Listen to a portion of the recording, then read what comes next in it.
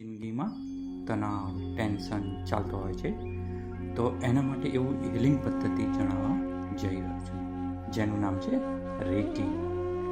તો રેકી એક જાપાનીઝ પદ્ધતિનું નામ છે.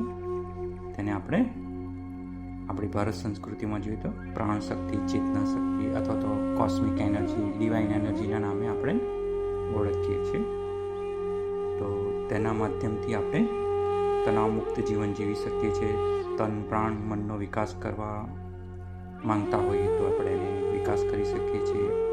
આજીવન સ્વસ્થ, નિરોગી અને આનંદિત જીવન જીવી શકીએ છીએ. તમારી આધ્યાત્મિક વિકાસ કરી શકો છો. શારીરિક સ્વસ્થતા પ્રાપ્ત થાય છે. કોઈપણ રોગને જડમૂળથી મુક્ત કરે છે.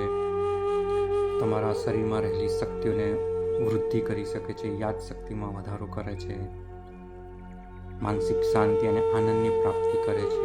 વિચારો અને ભાવનાઓમાંથી મુક્તિ મળે છે. અને રેકી એક કુદરતી શક્તિ અને નિર્દોષ શક્તિ છે. એમાં હંમેશા લાભકારી ઈરાદાઓ ઉપર જ કામ કરતી હોય છે.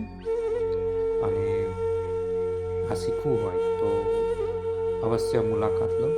એની જાણકારી તમને આપવામાં આવશે. અને અમારા સંજીવની રેકી કેન્દ્ર ઉપર રેકીના તમામ level, recce first degree, second degree, તેમ ગ્રાન્ડ માસ્ટર સુધીના કોર્સ તમને શીખવાડવામાં આવે છે. એના સિવાય છે ક્રિસ્ટલ્સ હિલિંગ કોર્સ છે, બેઝિક, એમાં એડવાન્સ કોર્સ બહુ જ સરસ છે. અને એમાં પણ ક્રિસ્ટલ ગ્રાન્ડ માસ્ટર સુધીના કોર્સ શીખવાડવામાં આવે છે. એના સિવાય છે અત્યારે બહુ જ સરસ નવો કોર્સ આવ્યો છે, આકાશિક રેકોર્ડ્સ. તો એના પણ માસ્ટર લેવલ સુધીના કોર્સ કરાવવામાં આવે છે. લામા ફીરા હિલિંગ છે, એના પણ કોર્સ કરાવવામાં આવે છે. તો જે આકાશિક રેકોર્ડ્સ છે એ 5 ડાયમેન્શન હિલિંગ કહેવામાં આવે છે. અને એનાથી અપગ્રેડ જઈએ તો ડિવાઇન યુનિયન કરીને કોર્સ છે, એ 7 ડાયમેન્શન કોર્સ કહેવામાં આવે છે. તો આવા ઘણા બધા કોર્સ છે, એ અમારા સેન્ટર ઉપર શીખવાડવામાં આવે છે.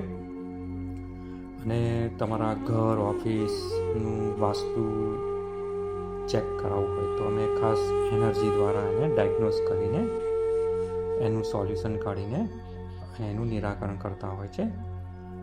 અને સપોઝ તમારે કોઈને આવા કોર્સ શીખવાના હોય પણ કોઈ તકલીફ હોય તો તમે એની સારવાર, શારીરિક, માનસિક, આર્થિક કોઈ પણ તકલીફ હોય તો એનું હિલિંગ દ્વારા તમે એને મુક્ત કરી શકો છો. અથવા તો એવા સ્ટોન્સ આવતા હોય છે જેને તમે પહેરીને પણ એનો લાભ લઈ શકો છો. તો આમાંથી કોઈ પણ તમને માહિતી જોતી હોય, જાણકારી જોતી હોય તો અવશ્ય અમારા સેન્ટરની મુલાકાત લેશો અને ખાસ એપોઇન્ટમેન્ટ લઈને આવો.